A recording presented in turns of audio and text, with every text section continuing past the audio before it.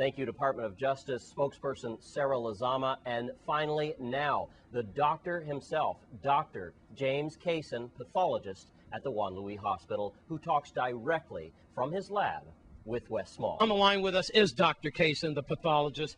Doc, I'm going to get right to it. Are you charging $2,000 per autopsy? The amount that's charged for an autopsy varies. It varies depending on the extent of the autopsy, but for a complete autopsy, somewhere around the $2,000 mark is about the average going rate for the United States for a complete autopsy.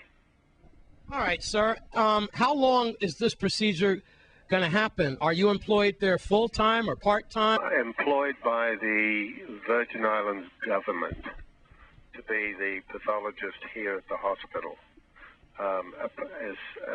As such, I perform pathology duties for the hospital, but I also have a private pathology practice that I perform services under the name of VI Pathology. When it comes to autopsies and a family requests an autopsy, there I explain to the family what that entails, and I tell the family that there's a charge for that service. Let me ask you this, Doc. Do you think there's anything unethical about what you're doing, like charging autopsies? Does this happen like stateside and in other parts of the Caribbean, especially when there's a backlog of bodies to be examined by the regular medical examiner, and he would be doing these free of charge? Well, he actually doesn't do them free of charge. He does them for the Justice Department, who pays him to do them. So he does get paid for doing the autopsies. But what we're talking about here are private autopsies and not medical examiner autopsies, and not autopsies that are under the jurisdiction of the Department of Justice. And for those autopsies, it is basically the private practice of the pathologist to do them. In fact, the medical examiner, when he is not doing medical examiner autopsies, does the same thing. All right. And it is a usual and customary practice by virtually every pathologist anywhere in the United States. And here at News Channel 8, we want to thank everybody who is involved in this story tonight. Rest assured, there will be more on this story in the future. Coming up after the break, we take a look at a housing community that's having some problems, and the Barracudas get their turn. Stay with us on Channel 8 News.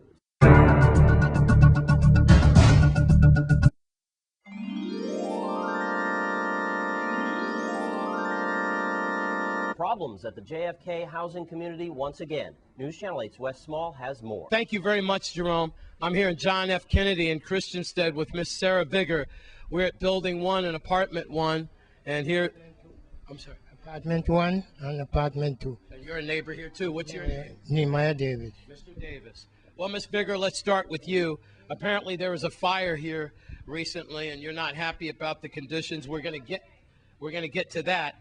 But first, you want to talk about the gate, the security gate that is supposed to be here, right by the accessible wheelchair sign. Okay. Explain. I got this. Explain to us what happened. They did not give us any notice that they were going to take down the building, going to take down the gate.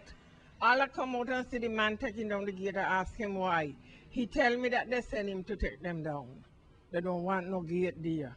I said, but the gate could lock and he could fix. Nothing hard in that. He said they don't mind. They said take it down, and you're going to take it down. Why do you feel that what does the gate do? Is that a security gate for you? It's a support gate for us that nobody could come in the arch in the night to take out nothing. What did you say, Mr. Davis? I first attack them when they bring the thing there, sir. Did they take all the gates down? Everything. Go right wrong.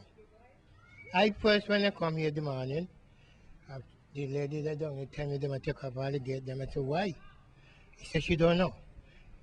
All the gates in John F. Kennedy have been taken down? Every bit. Now you want to also talk about the fire. Yes. And The we're gonna go to fire the back. in the building, Yeah. I come in here, my apartment is okay. But they don't give me certain shelf in the apartment because they say it's for the handicapped people they make it for. but they put me here.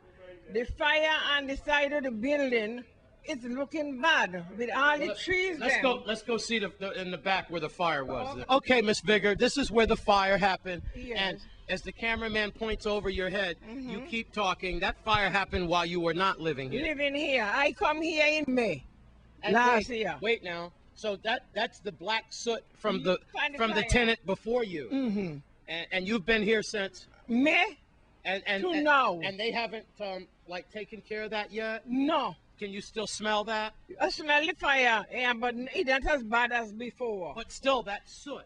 That's outside. Did they paint that? They not do nothing. Okay, and now look No. here, as the cameraman pans. Fella come down there and wash it.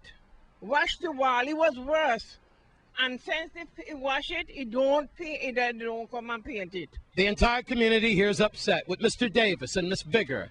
I'm Wes Small for News Channel 8. And now we continue with the graduations here on St. Croix. Tonight, we go to Island Center for the complex students as they graduate across the stage. Let's take a look.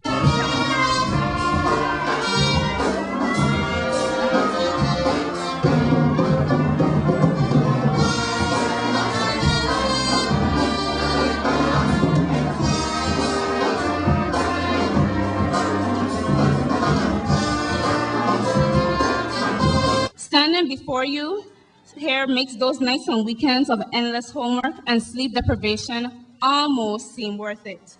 The class of 2010 is truly a special class that deserves a special award, as Mr. Coles tells us every day. I firmly believe that through our campus's 15-year history, no other class has gone through the challenges and obstacles we faced. However, we battled our way to victory, and tonight, as we graduate, this will be on our grand scale of accomplishment. My children, go out into the world and succeed. Do not let anyone or anything block you from your goals. Always remember what you are out in the world to do. Do it well, do it to the best of your ability. And that's all I have to say to you. We also live in a world where you as young people will determine our future, and you will determine your own success. If your success is used determined by what type of job you have, if success is determined by how much money you have. But I hope that you define success more than anything else by reaching out, reaching back, and helping others. I hope you determine success as you move up that ladder. You understand that there's someone that is down below that you've got to push up that ladder.